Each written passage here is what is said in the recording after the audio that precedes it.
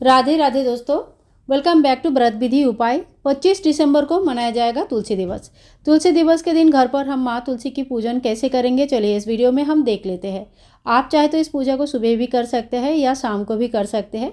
दीपदान करना है तो सूर्योदय से पहले और सूर्यास्त के बाद आपको करना चाहिए। तो देखिए, घर पर तुलसी हमारे ज़रूर होती है और तुलसी को आप बहुत अच्छे से ढक के रखिए तो देख एकदम ठंडे में भी हरे भरे रहेंगे। जैसे बिल्कुल मेरे अपनी तुलसी इस साल है, तो इस तरह से ढक के अच्छी तरह से केयर करके रखिएगा तो तुलसी बहुत अच्छे से रहती है। अब जगह को अच्छे से साफ़ करके पोंछ लिया हमने। और कभी भी कोई भी देव वृक्ष की जब हम पूजा करते हैं तो सर्वप्रथम हम जल चढ़ाते हैं। तो यहाँ पे मैंने तुलसी मैया का नाम लेते हुए जल चढ़ाया। उसके बाद मैं थोड़ी सी कच्चा गाय की दूध चढ़ाऊँगी। तो ये थोड़ी सी ही चढ़ानी है, बहुत ज़्यादा नहीं चढ़ाना है। और उसके बाद फिर से हम जल चढ़ाएंगे। इसके बाद देखिए, ठंडा काफ़ी है तो सबसे पहले मैं वस्त्र स्वरूप, आप चाहे तो कलावा लपेट सकते हैं, लेकिन अच्छा यही रहेगा कि आप एक अच्छी तरह से चुनरी उड़ा दें ताकि तुलसी मैया को ठंडा ना लगे। इसके बाद हम दीपक प्रज्वलित कर लेंगे और दीपक प्रज्वलित करके हमारी पूजन को शुरू करेंगे। तो देखिए, अगर आपके पास चुनरी नहीं है तो आप इस तरह से वस्त्र स्वरूप कलावा चढ़ा सकते हैं, जिसमें आप कहेंगे ओम वस्त्रम समर्पयामि। इस तरह से वस्त्र चढ़ा दिया हमने, दीपक भी प्रज्वलित कर लिया। और अगर आपके पास फूल है तो आप फूल भी चढ़ा दीजिएगा। लाल फूल है तो बहुत अच्छा है, आप लाल फूल चढ़ा सकते हैं। इसके बाद देखिए, यहाँ पे मैंने रोली के टीका कर दिया है। बहुत जगह पे कार्तिक महीने में जब तुलसी विवाह होता है उसी समय सिंदूर चढ़ाया जाता है और बाकी टाइम रोली का टीका किया जाता है। तो आपके घर का जो भी नियम है आप उस हिसाब से टीका कीजिएगा, हल्दी का टीका कीजिएगा। और इसके बाद देखिए, थोड़ी सी हमने तिल चढ़ा दिया है। इसके बाद हम भोग चढ़ा देंगे। भोग मैं डायरेक्टली नहीं चढ़ाती हूँ, तो अलग से पात्र में भोग रखा है और धूप और दीप दिखाएंगे। भोग में आप कोई भी मीठा चढ़ा सकते हैं, कोई भी फल चढ़ा सकते हैं। और इसके बाद देखिए, थोड़ी सी दक्षिणा हम माता को इस तरह से वार लेंगे। तो इस तरह से दक्षिणा हम माँ को लिए निकालेंगे और ये दक्षिणा आपका किसी को भी दान कर सकते हैं। इससे बहुत ज़्यादा पुण्य फल की प्राप्ति होती है। आप जो थोड़ी बहुत श्रृंगार आपको ज़रूर चढ़ानी चाहिए। आप चाहे तो 16 श्रृंगार चढ़ा सकते हैं, लेकिन अगर संभव नहीं है तो कम से कम 3 या 5 श्रृंगार लेके आइए। चूड़ी, मेहंदी, बिंदी इत्यादि जो भी आपको मिल जाता है, इस तरह का श्रृंगार लेके आइए। माँ को भी थोड़ा सा श्रृंगार कर दीजिए। जैसे मैंने टीका लगा दिया, आप चाहे तो बिंदी लगा सकते हैं, चूड़ी पहना दीजिए। तो इस तरह से तुलसी मैया को सजाया जाता है। तो यहाँ पे मैंने सजा दिया। और अगर आपके श्रृंगार ज़्यादा नहीं है, 2-3 ही लाए हैं, तो थोड़ी सी दक्षिणा उसमें ज़रूर ऐड कर दीजिएगा। ये जो श्रृंगार का सामग्री है ये आप खुद घर पर यूज़ कर सकते हैं। माता को चढ़ाया हुआ श्रृंगार के सामग्री प्रसाद स्वरूप यूज़ कर सकते हैं या किसी को दान भी कर सकते हैं।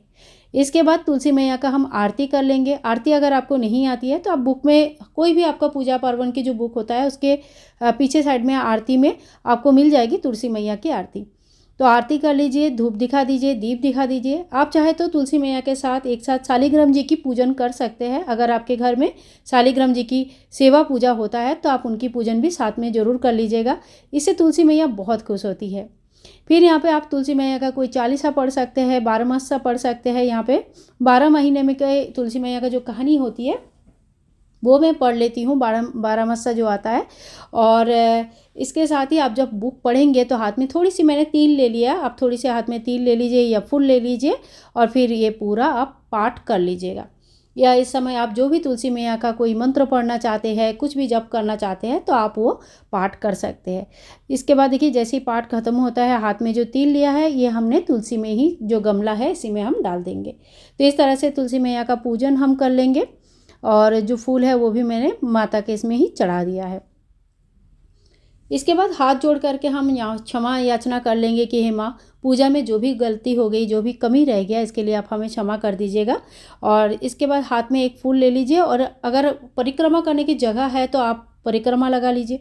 नहीं है तो जहाँ पे आप पूजन कर रहे हैं उसी जगह पे क्लॉकवाइज 3 बार, 5 बार, 9 बार, 11 बार या 21 बार, 108 बार परिक्रमा कर सकते हैं। तो जितना आपकी सामर्थ्य है आप उस हिसाब से, देखो 108 कर सकते हैं, सबसे बेस्ट माना जाता है।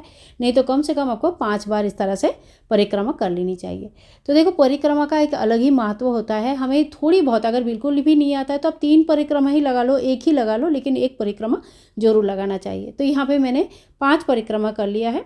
और इसके बाद देखिए थोड़ा सा हमें माता के सामने बैठना चाहिए। और सबसे बड़ी बात क्या होता है, कहते हैं कि अपने मन की बात जब हम तुलसी मैया से कहते हैं तो वो सुनते भी है और पूरा भी करते हैं। तो आप अपने मन की जो भी इच्छा है तुलसी मैया से इस समय कहे, और कहे कि जितना जल्दी हो सके माता आपका हेल्प करे और आपका मनोकामनाएं पूर्ण करे।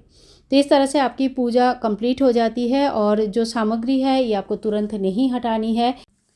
शाम को भी इस तरह से आप धूप दीप कर दीजिएगा। भोग थोड़ी देर बाद हटा लीजिए, घर के सभी मेंबर में बांट सकते हैं। जो पहले हमने दक्षिणा चढ़ाया ये दान कर दीजिएगा। और जो सुहाग की सामग्री है इसमें से 1-2 सामान अपने लिए रख के बाकी आप दान कर सकते हैं। तो 25 दिसंबर के दिन इसी तरह से बहुत ही सरल विधि से घर पर हम तुलसी माता का जो तुलसी दिवस है, तुलसी माता का पूजन होती है वो हम कर सकते हैं। आई होप आज की वीडियो आप लोगों के लिए हेल्पफुल है। अगर वीडियो पसंद आई तो please like share and comment. इसी तरह का और वीडियोस के लिए चैनल को सब्सक्राइब करके रखिएगा। मिलूंगी नेक्स्ट वीडियो में, तब तक के लिए हरे कृष्णा, राधे राधे। तुलसी दिवस की बहुत बहुत शुभकामनाएं।